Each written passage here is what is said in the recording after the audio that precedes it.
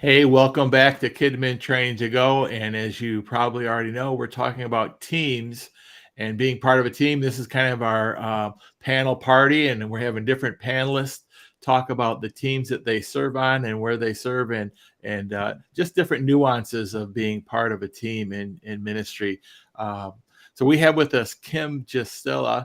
Kim is a children's pastor. She's up in Ishpeming, Michigan, and North Iron Church. And the first question I have to ask you, Kim, is this before we get into all the rest of stuff. Do you guys have snow up there yet? Oh, yes. Oh, yes. I've had snow for a while. For a while. Well, we don't have any snow down here in Wapaka, so but I'm sure it's coming. Oh, just in time for Christmas. Yes, hopefully.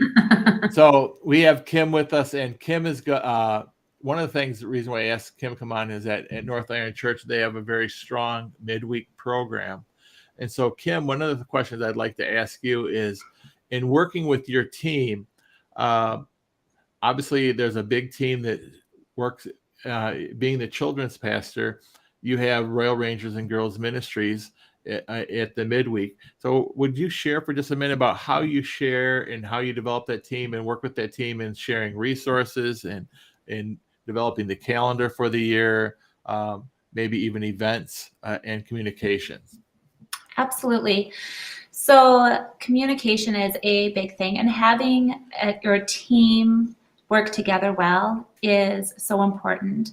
I'm, like you said, the children's ministry pastor or director here at North Iron, but I'm also the MPAC coordinator. So I coordinate everything on the impact side of things, and I work pretty much alongside with our Royal Ranger leaders as well. And I think that relationship is really important and really a big key factor in making sure that your programs grow and run effectively, as well as working with our adult programs that we call them branches, groups, or small groups. But we have 2 of those that meet here on our campus as well on Wednesday nights. So even coordinating with all of them and all the moving pieces is really a vital thing. We used to have a lot more space. We used to have a building across the street that the MPAC girls would reside in. And just about 2 months ago, we found out we were losing that space. So we have been in the process of moving everything to our main building. And so this communication and sharing resources and calendar stuff has even been more important and brought more to the center of our attention since we're really sharing spaces. But I do think that relationship that you have with all of your leaders is really vital because we all work together so well. We, of course, use our PCO calendar has places where you can reserve rooms and email your leaders and team people. So we use those for big communication on a daily basis throughout the week, from Sundays through Saturdays. We are in our PCO calendar and on Planning Center. So the PCO calendar would be your Planning Center online, is that correct? Yes. So we pretty much use Planning Center for everything, for scheduling, for room reservations, for sending out emails to your leaders or to your girls. We use the groups section so you can communicate with parents and put events for your parents and kids and take attendance and all of that stuff on there.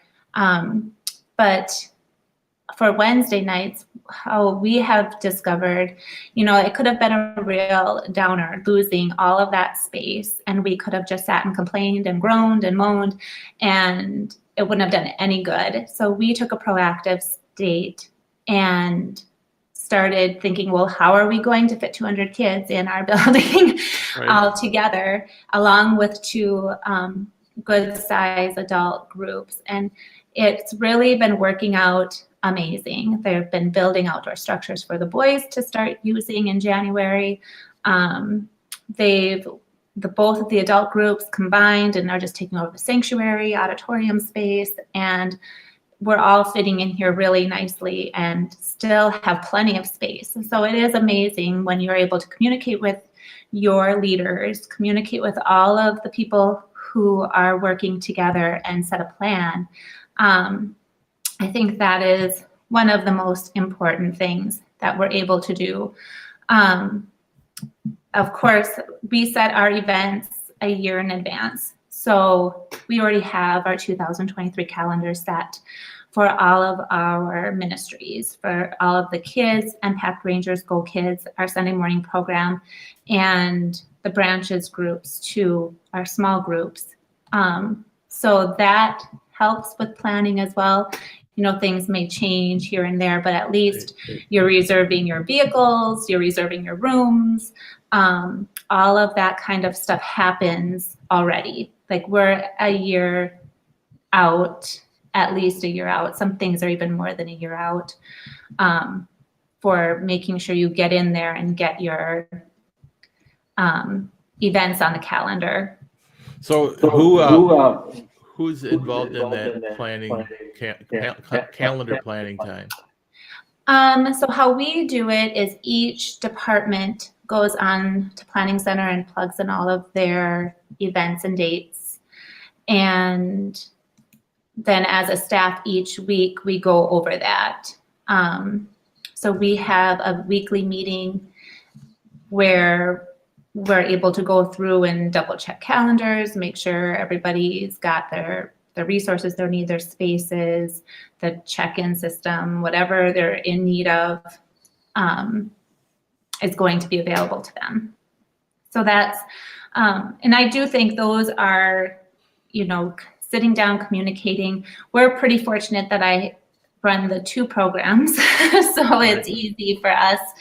But then also, you know, we just have a great working relationship with the Ranger leaders and even our youth group, you know, because none of us have our own space. We share everything every single day of the week. If it's a CR program in certain spaces, and then it transitions to youth group, then it transitions to Impact and Rangers, and no one has their own space. So it's very important to make sure all of those systems are up and running, which I'm assuming a lot of churches are in those same boats where you have to share space.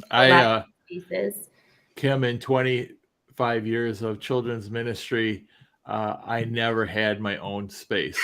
I shared space for 25 years. That meant setting up, taking down every week, putting it away.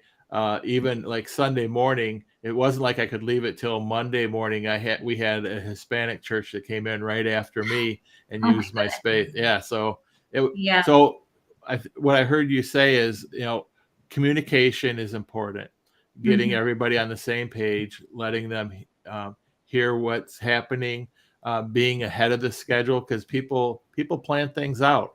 And so having a calendar, putting it on a calendar, hearing what everybody wants to do, kind of dream their dream and then make it happen by putting it on a calendar. Yeah. And then the biggest thing I heard you say is just relationship. And those conversations are much easier built and based on relationship that you have with your leaders and hearing them. Yes. And it's important to have a bunch of leaders, you know, like I don't know how we could do it if we didn't have the number of volunteers and people. And, you know, it's so important to even just have people on your team doing things that you can't do, things that you aren't good at, things that, you know, you can't do everything. And if you try to control everything and not have people under you doing things, you're not going to be able to grow. You're not going to be able to minister to as many kids. It just won't be as successful. So it's really important to develop your team, get as many people working with you that have different strengths than you do. That's, you know, that really helps with making sure everything is flowing smoothly too. If everybody's in charge of something different and you're not controlling everything. Yeah, no, that's a great point. I appreciate you sharing that, because I think one of the best things about teams is you surround yourself with people that have skill sets that you don't have. If you surround yourself with people that are just like you, probably you're going to create conflict because everybody wants to do what you want to do. Yeah. But some people are good at administration, some people are good at public speaking, and some people are good at relational type of things. Absolutely. Some people, and so find out the strengths of people. So do you guys do anything for helping people find their strengths or where they might fit best? Well, when we get requests for serving, because people can put in a request for serving also through Planning Center. And every department will get an email saying so-and-so wants to be involved on your serve team. And then the leaders will connect with them and through phone call and email and figure out what their strengths and weaknesses are and where their sweet spot is. We always say we want to put you where your sweet spot is so that you are an awesome volunteer, that you're enjoying yourself and you're very effective in doing what you're doing. So putting a volunteer in the right place, sometimes it's trial by error. Sometimes I'll tell them, well, this is where my need is. So this is where I'd like to put you. And sometimes it's putting them there where that need is. And sometimes it works. And sometimes it really doesn't. And then we reevaluate and say, well, I see maybe you're better with the older kids. Let's plug you into our friends or girls only programs and see if that works.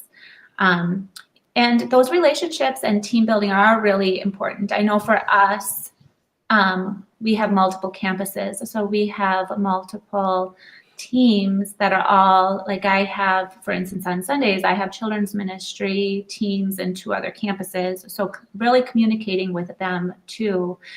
And, that really has, with your resources and your events and everything, coordinating, a lot of planning, and really meeting with them and making sure their needs are met too. It can get a lot more complicated but you need those people in all of those areas. Yes. So,